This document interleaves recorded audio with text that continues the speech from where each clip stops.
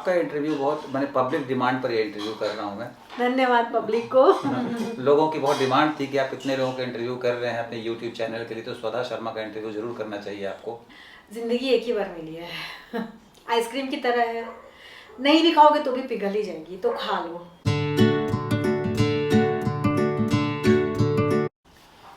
नमस्कार, मैं संजय सिन्हा। बातों बातों की आज की श्रृंखला में मैं जिस खास व्यक्ति को आपसे मिलाने जा रहा हूं, उनके बारे में मैं सिर्फ इतना ही कहूंगा कि वो सही मायने में एक विदुषी महिला हैं और बेहतरीन लेखिका हैं, बेहतरीन इंसान हैं और मेरी बहुत प्यारी सहेली हैं। जी हाँ, ये बिलासपुर में स्वधा शर्मा। स्वधा जी नमस्कार। नमस्कार संजय सर। स्वधा जी, आप बिलासपुर में रहती हैं जी, और आप सरकारी सेवा में भी हैं जी, और आप बहुत सारे सामाजिक सरोकार से भी जुड़ी रहती हैं, लेखन से भी जुड़ी रहती हैं। जी। तो इन सब की प्रेरणा आपको कहाँ से मिली?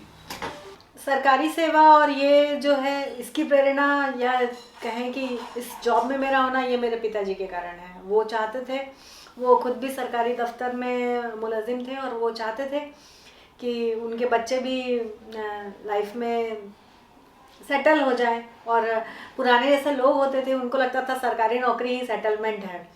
तो अब पिताजी की कृपा से और उनके आशीर्वाद से हम दोनों भाई बहन सरकारी नौकरी में हैं। अब मेरा सवाल है कि आपका सपना खुद का क्या था? वो तो पिताजी का सपना था जो आपने पूरा कर दिया।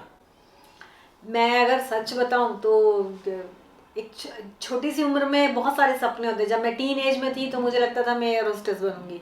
फिर बहुत जल्दी मुझे समझ में आया कि इतनी फ्लुएंट नहीं हूँ मैं इंग्लिश बोल पाने में, और हाइट भी अच्छी नहीं है। फिर लोगों ने समझाया कि उसमें उस टाइम पे, आज से 20 साल पहले, वो टफ जॉब होती थी, उसके लिए कोई एकेडमी नहीं होती थी। तो फिर मैंने स्विच कर लिया अपना सपना। फिर वो जो सपना स्विच हुआ, मुझे लगता है वही मेरा रियल सपना था कि मैं जर्नलिज्म करना चाहती थी। उसके लिए मैंने पढ़ाई भी की है, मेरे पास जर्नलिज्म का डिप्लोमा है। और ये शौक़ मैं पूरा करने के लिए मैंने 2-3 यहाँ के जो बड़े दैनिक समाचार पत्र, आप कह सकते हैं, नवभारत में मैंने इंटर्न किया है, दैनिक भास्कर में मैंने काम किया है। उसके बाद मैं ऑल इंडिया रेडियो में भी मैंने कुछ दिन अपनी सेवाएं दी हैं।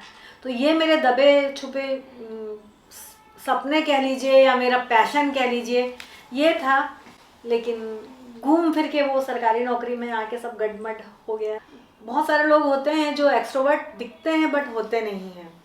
तो यदि आप मुझे उस श्रेणी में रखें तो वो बिल्कुल सही होगा। यहाँ आपकी स्कूलिंग कहाँ से हुई? मेरी पूरी through out schooling Saraswati Shishu मंदिर से हुई है, हिंदी मीडियम। यहाँ से बहुत सारे लोगों को सपने की वो उड़ान नहीं मिल पाती है या वो देख ही नहीं पाते हैं जिसे आपने देखने की कोशिश की या कल्पना की। पता नहीं मैं उस कल्पना को अभी तक साकार कर पाई हूँ या नहीं कर पाई हूँ, लेकिन शहर के छोटे और बड़े होने से नहीं कोई फ़र्क पड़ता है, मुझे लगता है सर। ये तो अपनी जिजीविषा है और अपनी जानने की उत्कंठा है कि आप चीज़ों को कितने ज़्यादा एक्सप्लोर कर पाते हैं। तो छोटा शहर बड़ा शहर, वैसे बिलासपुर अब इतना भी छोटा नहीं है और अच्छा शहर है। और हाँ, सपने तो सबके पूरे नहीं हुए हैं बट हो जाएंगे एक दिन। बिलासपुर की स्वधा को 2 बार प्यार हुआ और दोनों बार वो अपने प्यार को छोड़कर पिताजी के प्यार को पूरा करने में लग गई। पहली बार इन्हें प्यार हुआ था एयर होस्टेस की नौकरी से, दूसरी बार इन्हें प्यार हुआ पत्रकारिता के पेशे से। सरकारी नौकरी जो करती हैं आप, बाल विकास, मैंने सुना बाल विकास, जी, महिला एवं बाल विकास विभाग में हूं मैं। बाल विकास जी, उसमें आप सुपरवाइजर हैं जी। क्या काम होता है उसमें? आंगनवाड़ी सेंटर्स होते हैं जिसको आप प्ले स्कूल बोल सकते हैं, जो मॉडर्न प्ले स्कूल्स होते हैं। तो सरकार या शासन की तरफ से जो बच्चों के लिए प्ले स्कूल होते हैं वो होते हैं आंगनवाड़ी। और उस आंगनवाड़ी सेंटर का सुपरविज़न या वो उसकी रनिंग कैसे हो रही है, वो किस तरह से काम कर रहा है, उसका संचालन कैसे हो रहा है, ये सुपरविज़न करना हमारा काम होता है। ये मेरा जॉब प्रोफाइल है। आपकी शादी कब हुई? शादी मेरी 2006 में, 17 साल पूरे होने वाले हैं। आपकी शादी जब हुई तो आपके हस्बैंड क्या जॉब करते थे?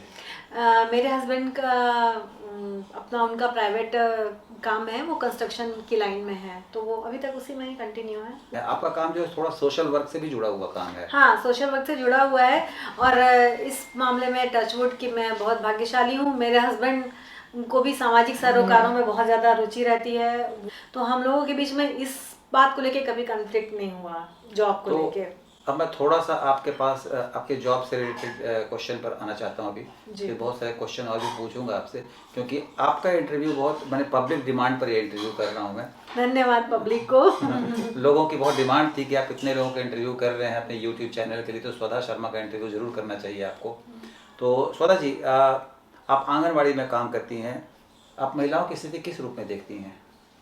वर्तमान समाज में महिलाओं की स्थिति मुझे लगता है कि बहुत सुदृढ़ हुई है, और जैसा कि हमारी सोसाइटी में 3 अलग अलग क्लास हैं, मध्यम वर्ग, निम्न वर्ग और हाई सोसाइटी। तो मुझे लगता है मिडिल, लोअर क्लास जो है और अपर क्लास जो है, वहाँ पे पहले से वुमेन एम्पावर्ड थी, वो हमेशा इकोनॉमिकली इंडिपेंडेंट रही हैं, चाहे हाई सोसाइटी में जाएं या लो सोसाइटी में जाएं। लेकिन मिडिल क्लास जो है वो अब एम्पावर होना शुरू हुआ है, इतनी सारी जॉब है लड़कियों के लिए, महिलाओं के लिए, और ये तो एक बहुत पुरानी बात है। लेकिन अब जिस तरह से उन्होंने फैसले लेना शुरू किया है, घर में भी, संयुक्त परिवार में भी या न्यूक्लियर फैमिली में भी, अब किसी भी फैमिली में मैं ये नहीं देखती हूँ कि हस्बैंड जो है वो अकेले फैसले ले लेता है, चाहे वो एक छोटी सी सुई ही क्यों ना खरीदनी हो। हस्बैंड तो कभी भी फैसला नहीं ले पाता था, कभी एग्जैक्टली वो रिमोट भी चेंज नहीं कर सकता, ये तो खैर अलग बात है, बट हम कैमरे के सामने अच्छी बात करेंगे। तो वो मुझे लगता है कि अब जो सीरियस फैसले लेते हैं कि बच्चे क्या पढ़ेंगे या कोई चीज़ कैसे इन्वेस्ट की जाएगी, और इन्वेस्टमेंट भी एक बहुत बड़ा क्षेत्र है जिसमें मैं देख रही हूँ कि महिलाएं बहुत स्टॉक मार्केट और SIPs और इन सब चीज़ों में, म्यूचुअल फंड में आजकल इन्वेस्ट कर रही हैं, तो इससे पता चलता है कि वो है, अब तो हो रही है एम्पावर्ड। स्वधा जी, हम लोग बहुत गंभीर चर्चा कर रहे हैं, आपने कहा कैमरे के सामने हम केवल गंभीर बातचीत करेंगे। आप इसी शहर में पैदा हुई हैं जी, इसी शहर में पढ़ी हैं जी, इसी शहर में आपकी शादी हो गई जी। इस शहर से जुड़ी हुई कोई अपनी ऐसी कहानी बताएं जो हम नहीं जानते हों। इस शहर से जुड़ी तो मेरी बहुत सारी कहानियां हैं, मतलब ऐसी कौन सी कहानी बताऊं, मुझे उस तरह की तो कोई एडवेंचर वाली कोई याद नहीं है मेरे पास। बहुत ही बोरिंग स्टूडियस टाइप की लड़की थी मैं, और टॉम बॉय कह सकते हैं कि भिड़ जाना और इस तरह की आदतें थी मेरी। शौक भी उसी तरह के थे, पढ़ाई भी उसी तरह की मैंने। तो जब आप नौकरी UPSC को क्वालिफाई कर सकती थी, आपने क्यों नहीं कोशिश की? हाँ, ये एक बहुत इसे दुर्भाग्य कह सकते हैं, या ये कह सकते हैं कि एक सैचुरेशन आ गया था लाइफ में, तो मैंने अपने जीवन के बहुत महत्वपूर्ण जो एक पड़ाव था वो मैंने नहीं किया, मैं क्रैक नहीं कर पाई। 23 साल की उम्र आपकी शादी हो गई थी, आप 2-3 साल और वेट कर लेते हैं, 26 साल, 27 साल, 28 साल तक एग्जाम दे सकते वो थे। तो मैं दे सकती थी, 32 साल तक भी दे सकती थी एग्जाम तो, लेकिन वही सैचुरेशन, शादी के बाद नौकरी लग गई, शादी हो गई, लाइफ सेटल हो गई, तो वो एक मिडिल क्लास जो सोच होती है वो थी। बहुत ज़्यादा महत्वाकांक्षी मैं कभी नहीं रही हूँ, अभी भी नहीं हूँ, और मुझे लगता है कि ये एक बहुत बड़ा रोड़ा होता है किसी की भी सक्सेस में। तो आई डोंट नो, हो सकता है मैं कोई बड़ी ऑफिसर बन सकती थी। मुझे तो लगता है जहाँ पे आज अंजना ओम कश्यप मैडम बैठी, वहाँ पे एक आध दिन मैं होती, अगर मैं इस फील्ड में होती। कभी फिल्म वगैरह में भी जाने का आपको? नहीं, फिल्मों की मैं बहुत शौकीन हूँ, हार्डकोर बिल्कुल। मतलब आज भी मेरा सबसे फेवरेट काम है मूवी देखना, समय मिला तो या तो किताब पढ़ना या फिल्में देखना या सीरीज देखना। कौन सा हीरो आपको सबसे ज्यादा पसंद है? शाहरुख। शाहरुख कुछ अलग है, मतलब आई कांट एक्सप्लेन, मैं शब्दों में नहीं समझा सकती वो क्या है मेरे लिए, बहुत ज़्यादा। और अभी से नहीं, वो जब मैं 16 साल की थी, जब 16 साल भी क्यों, जब मैं 6th क्लास में थी और उनकी दीवाना रिलीज हुई थी, तो मुझे वो आज भी याद है। इंटरमिशन के जस्ट बाद वो बाइक लेके उनका कोई ना कोई चाहिए वाला सॉन्ग, बस तब से जो मैं फिदा हूँ, तो मैं आज तक फिदा हूँ। शाहरुख खान पर फिदा है, आपका क्रश है आपका? बहुत जम का, बहुत जोरदार क्रश। अमित जी आपके जो हैं, आपके पति अमित शर्मा जी, अमित रंजन पांडे जी। अच्छा, आप अपना सरनेम जो है सो आपने शर्मा कंटिन्यू किया हुआ है? मैंने शर्मा कंटिन्यू नहीं किया है, मैं ऑफिशियली स्वधा पांडे हो चुकी हूँ, और लेकिन फेसबुक या सोशल मीडिया पे मैं अभी तक शर्मा हूँ, क्योंकि मुझे ऐसा लगता है कि मेरे जो पुराने ओल्ड फ्रेंड्स हैं, स्कूल के फ्रेंड्स हैं, कॉलेज के ये फ्रेंड्स महिलाओं के हैं। साथ थोड़ी दिक्कत होती है, शादी के बाद उनका सरनेम बदल हाँ जाता है। एग्जैक्टली, वो सर्च कैसे करेंगे, या ये वाली प्रॉब्लम थी। और स्वधा शर्मा मैं तो अच्छा अपने ज़माने के किसी अपनी महिला दोस्त को ढूंढ ही नहीं पाया आज तक, सबका सरनेम बदल एग्जैक्टली गया। हाँ, वो सबने नाम चेंज कर लिया। तो मैं ऑफिशियली मैं पांडे हूँ अपने ऑफिस में या हर जगह पे, बट सोशल मीडिया पे मैंने स्वधा ये शर्मा मैं अपने कंटिन्यू मेरे किया हुआ साथ है। स्कूल कॉलेज में पढ़ी जो महिलाएं हैं, उनसे मैं अनुरोध करना चाहता हूं आज इस इंटरव्यू के माध्यम से कि प्लीज़ अपना सरनेम जो है सोशल साइट पर ओरिजिनल वाला लिख दीजिए, ताकि मैं आपको ढूंढ लूं। जी मुझे कितनी निधि, अर्चना, ये मंजू सबकी याद आती है, मैं ढूंढ नहीं पाता हूँ उनको। हाँ, क्योंकि सब वो उस समय रही होंगी त्रिपाठी, अब हो चुकी होंगी पांडे, तो आप कैसे ढूंढेंगे। कैसे ढूंढेंगे। ये अच्छा किया आपने, बहुत अच्छा मतलब पॉइंट दिया है मुझे कि लड़कियों को अपना सरनेम एटलीस्ट सोशल साइट पर नहीं बदलना जी। चाहिए। स्वधा जी, आप महिलाओं के बारे में मतलब सरकारी महकमा के ऑफिसर के तौर पर काम करती हैं, महिलाओं की समस्या क्या है हमारे देश में, वास्तव में क्या समस्या है?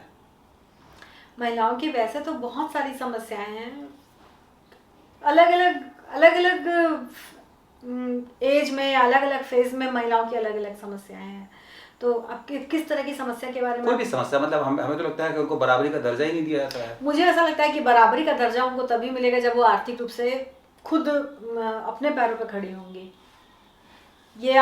ये मैंने हर फेज में देखा है। आप चाहे किसी मैरिड कपल की बात करूं, या किसी सिंगल लड़की की बात करूं, सिंगल वुमेन की बात करूं, सिंगल मदर की बात करूं, पैसा जो होता है एक बहुत बड़ी ताकत होती है। वो खुदा नहीं है, बट खुदा की कसम खुदा से कम भी नहीं है। ध्यान रखिएगा, छत्तीसगढ़ से ही ये डायलॉग निकला था आपके पास। हाँ ये डायलॉग छत्तीसगढ़ का ही है जी कि पैसा खुदा नहीं है और खुदा से कम भी नहीं है। हाँ, और महिलाओं के लिए पैसा जो है वो बहुत सपोर्ट की चीज़ होती है। उनके हाथ में अगर 4 पैसे हो ना, तो वो उनके अंदर कॉन्फिडेंस को बूस्ट करता है। मतलब पति कमाता है तो उसके पैसे को पत्नी अपना पैसा नहीं मानती है क्या? बिल्कुल मानती है, लेकिन वो मैंने देखा है कमाने वाला कभी ना कभी गिना ही देता है। अरे श्योर, आई एम श्योर। मैं तो जीवन में प्रार्थना करता हूँ कि मेरी पत्नी कमाती रहे और मैं कभी कोई काम ना करूँ और मैं उसे मानता रहूँ। ऐसे लोग बहुत कम होते हैं, विरले हैं। आप इस शहर में रहती हैं, आपकी ज़िंदगी में कोई ऐसा पल जो आपको बहुत सैड किया हो इस शहर में? हाँ जी, आज से 5 साल पहले मेरे पिताजी का देहांत हो गया था इस शहर में ही, रोड एक्सीडेंट में, रश ड्राइविंग की वजह से। पापा मेरे वॉक पे निकले हुए थे शाम को। मैं इस बात की चर्चा भी करना पसंद नहीं करती, बट ये मेरे लिए सबसे सैड मोमेंट रहा है। ये हत्या ही है, क्योंकि आज भी हमें नहीं पता। वो उस लड़के के ऊपर हमने पुलिस केस, FIR सब कुछ हुए थे, बट हमें नहीं पता कि वो कहाँ है। और एक छोटे से लड़के को उनके पेरेंट बड़ी सी बाइक खरीद के दे देते हैं, और फिर उनको सिखाते नहीं है कि वो उसका इस्तेमाल कैसे करना है सड़क पे। और तो ये बहुत दुखद घटना है। और मैं तो चाहती हूँ कि रश जो ड्राइविंग है उस पर बिल्कुल रोक लगनी चाहिए। 23 साल की लड़की आज के हिसाब से तो छोटी ही होती है। वो कैसे अपना निर्वाह करती है, ससुराल में कैसे एडजस्ट करती है खुद को? ये तो डिपेंड करता है कि आपको ससुराल कैसा मिला, और ये बहुत ब्लेसिंग की बात होती है लड़की के लिए। ससुराल अच्छा मिला तो फिर वो एडजस्टमेंट में कोई प्रॉब्लम नहीं है। मैंने तो सुना है कि दुनिया में कोई बहू की किसी सास से नहीं बनती है। ऐसा पता नहीं, कहते होंगे लोग, बट मैं ब्लेस्ड हूँ। मुझे बहुत स्मार्ट सासू माँ मिली हैं। सासू माँ मेरी आज भी किटी खेलती हैं और काफ़ी सक्रिय हैं। मुझे कभी किसी चीज़ के लिए रोका टोका नहीं गया। मेरी पढ़ाई जब मैं शादी के बाद भी, मैं अभी जिस जॉब में हूँ मैंने शादी के बाद मैंने ज्वाइन किया। उसके पहले मैं दूसरी सरकारी जॉब में थी, टीचर थी मैं उसके पहले, वो भी गवर्नमेंट जॉब भी थी। बट बाद में मैंने स्विच किया। जाहिर सी बात है, मैं पढ़ाई करती थी, परीक्षाएं देती थी, तो मुझे फैमिली का बहुत सपोर्ट मिला है। हस्बैंड हो, सास हो, जेठानी हो, सभी का। और आपको अगर ये कहा जाए कि आप अपने मतलब जो नई जनरेशन है लड़कियों की, उसको कुछ आप अपनी तरफ से संदेश देना चाहें तो क्या संदेश देना पसंद करेंगे? मैं नई जनरेशन की लड़कियों को यही संदेश देना चाहूँगी कि ज़िंदगी एक ही बार मिली है। आइसक्रीम की तरह है, नहीं भी खाओगे तो भी पिघल ही जाएगी, तो खा लो। और कहना यह है कि अपने सारे सपने पूरे करने के लिए पैरों पे खड़े होना बहुत ज़रूरी है। मैं मानती हूँ कि पढ़िए लिखिए, इंडिपेंडेंट बनिए, और उसके बाद लाइफ में जितने भी रिश्ते हैं उनको जी लीजिए। ऐसा नहीं है कि इंडिपेंडेंट बन गया तो मैं शादी नहीं करूँगी। शादी भी करना ज़रूरी है। आपको बॉयफ्रेंड के साथ रहना वो भी कर लीजिए आप, बट हर रिश्ते को जीना ज़रूरी है। दोस्ती, प्यार, फैमिली, ये सब ज़रूरी है लाइफ में। ये इनके इनके बिना लाइफ की कल्पना नहीं की जा सकती। तो ये थी स्वधा शर्मा, जिनका कि ऑफिशियल नेम हो चुका है स्वधा पांडे। मुझे पहली बार मालूम पड़ा है, अभी तक मैं भी यही जानता था। ये मुझे 10 साल पहले मिली थी, 10 साल से हमारी दोस्ती है। स्वधा जी कुछ गुनगुनाना चाहेंगे आप? अधूरी आस छोड़ के, अधूरी प्यास छोड़ के, जो यूं ही रोज जाओगी तो किस तरह निभाओगी जवां दिलों की राह में।